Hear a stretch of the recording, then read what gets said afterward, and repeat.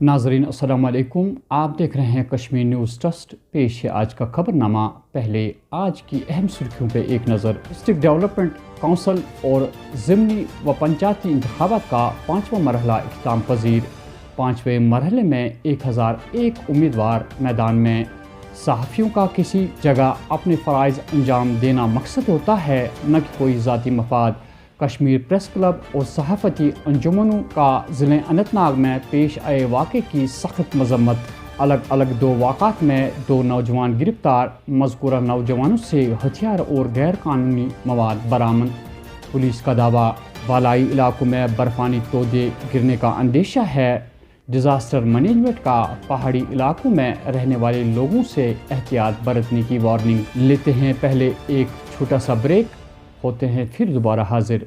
Rakib Sir's Excellence Paripura Srinagar announces coaching for 8th, 9th, 10th all subjects, 11th, 12th Arts and Commerce. Also entrance coaching for LLB, AMU, DU, JMI, KU, CU and more. For admissions visit Rakib Sir's Excellence Paripura Srinagar. Call on 9622 888 333 9469 888 333.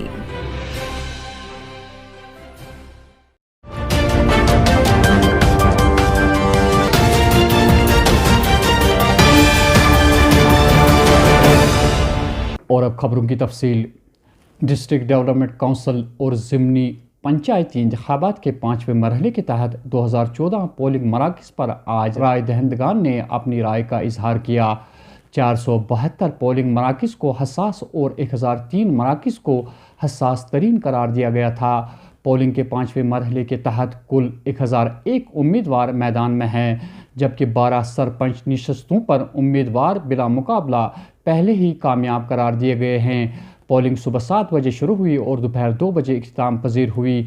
याद रहे कि पिछले 4 मरहलों के तहत लगभग 50% polling की शरह record की गई। डिस्ट्रिक्ट में जो वकूरा ए और बी डीडीसी कॉन्स्टिट्यूंसी के रीजन है उसमें वोटिंग हो रही है और इसमें 99 पोलिंग स्टेशन है। तो कुल मिला के 33 लोकेशंस हैं जहां हमारी फोर्सेस की डिप्लॉयमेंट है एंड इन ए वे हमने करीब 50 कंपनी डिप्लॉय की हैं और दैट स्पेशली आपने देखा होगा जेहलम के किनारे है, अप टू शेर पथरी का कुछ रीजन है, टाकनवारी जो डाइसी एरियाज़ हैं उसको डोमिनेशन पिछले 3 दिन से चल रही है।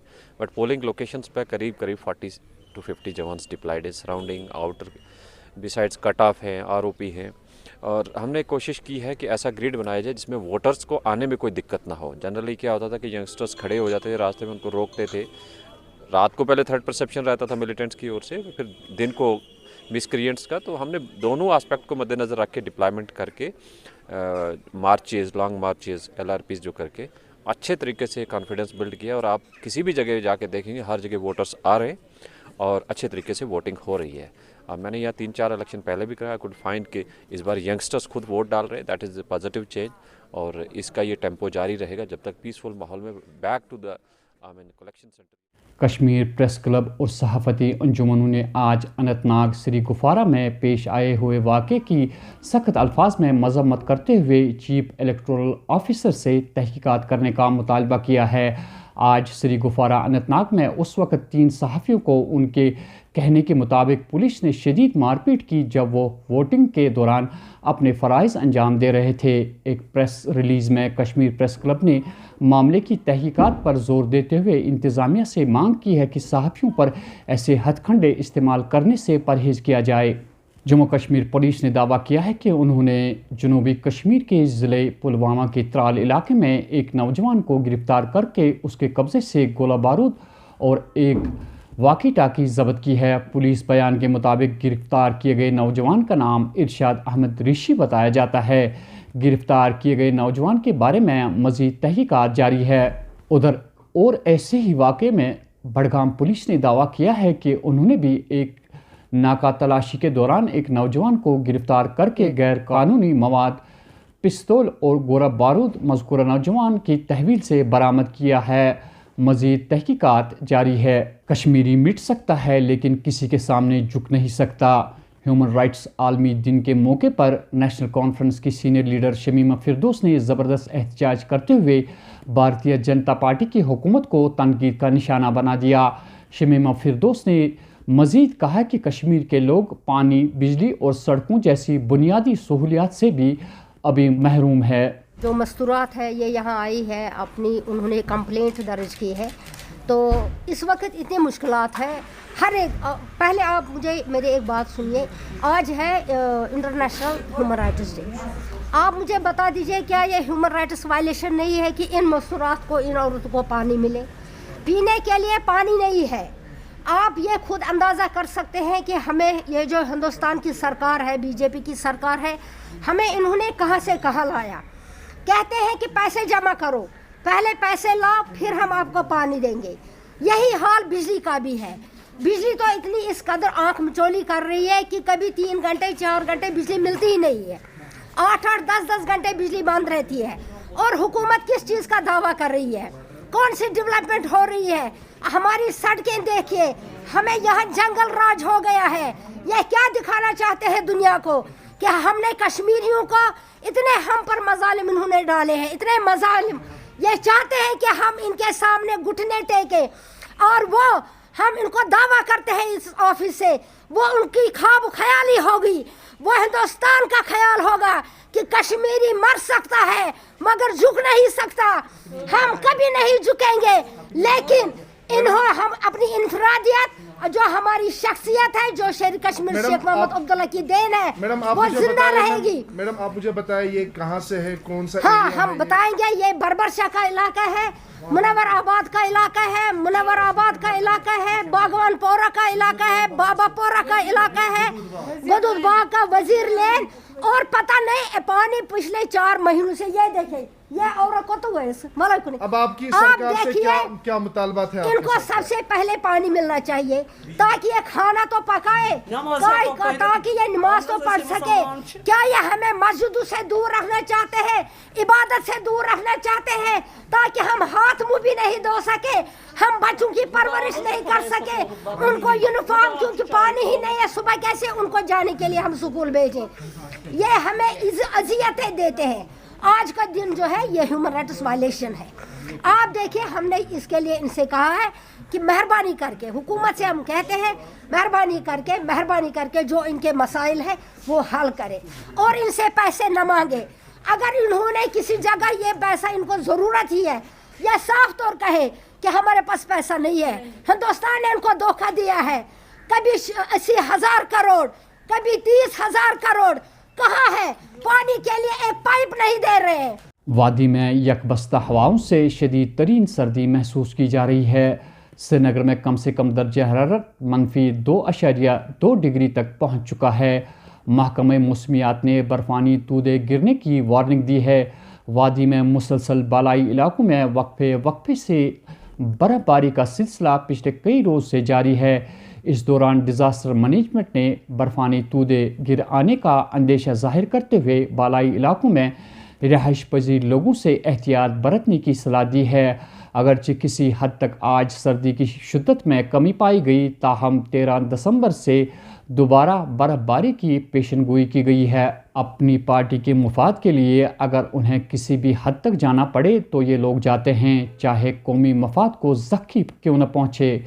गुपकार अलायंस ही नहीं बल्कि कुछ और पार्टियां भी मुश्तरका तौर पर काम करती है, लेकिन हमने कभी किसी अलायंस के खिलाफ कोई गैर शाइस्ता अल्फाज इस्तेमाल नहीं किया। ये अल्फाज है सियासी सीनियर लीडर जावेद मुस्तफ़ा मीर के। मज़ीद उनका कहना था, देखिए हमें ये समझ लेना चाहिए और ये मान के चलना चाहिए कि गवर्नमेंट ऑफ इंडिया हमें जो है फ्री हैंड टू डेमोक्रेसी नहीं दे रहा है। वो अपना जो कुछ भी उनको इस वक्त ठीक लगता है अपनी पार्टी के लिए, I am talking of BJP not the government, जो बीजेपी पार्टी है जो उनको लगता है उनके फेवर में जा रहा है, वो उसके लिए कुछ भी करने के लिए किसी भी हद तक जाने के लिए तैयार हैं।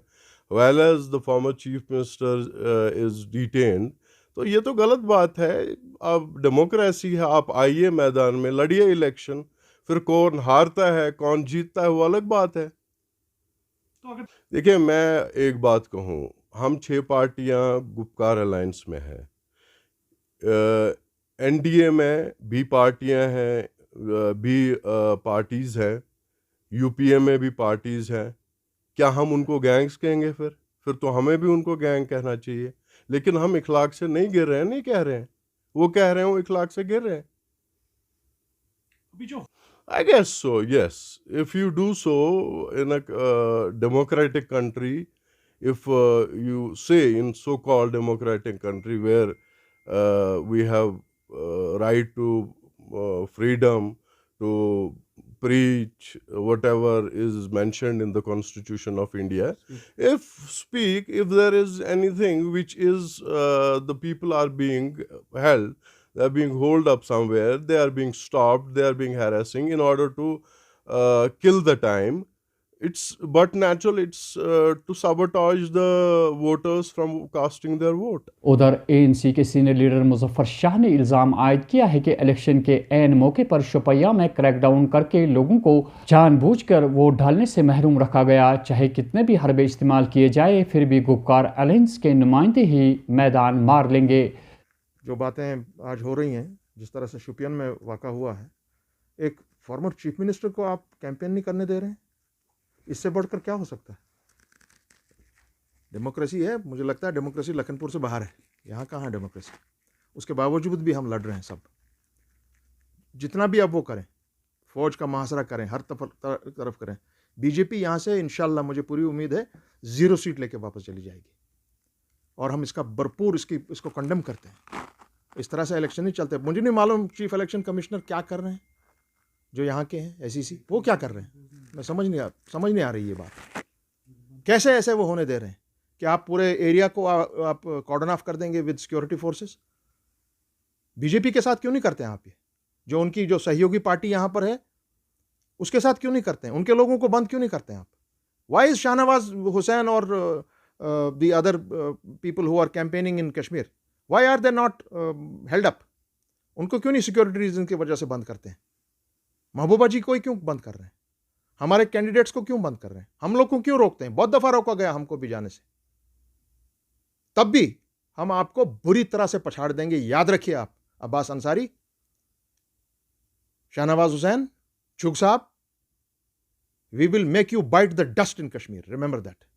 जनूबी कश्मीर के ज़िले कुलगाम के निहामा इलाके में कायम 18 बटालियन CRPF कैंप पर नामालूम अफराद ने एक हथगोला दागा। ताहम किसी जानी नुकसान की कोई खबर नहीं है। वाक़े के फ़ौरन बाद इलाके को घेरे में ले लिया गया और तलाशियाँ शुरू कर दी गई। तो नाजरीन, ये था आज का खबरनामा। दीजिए अपने मेज़बान हया जावेद को इजाज़त। अल्लाह निगहबान।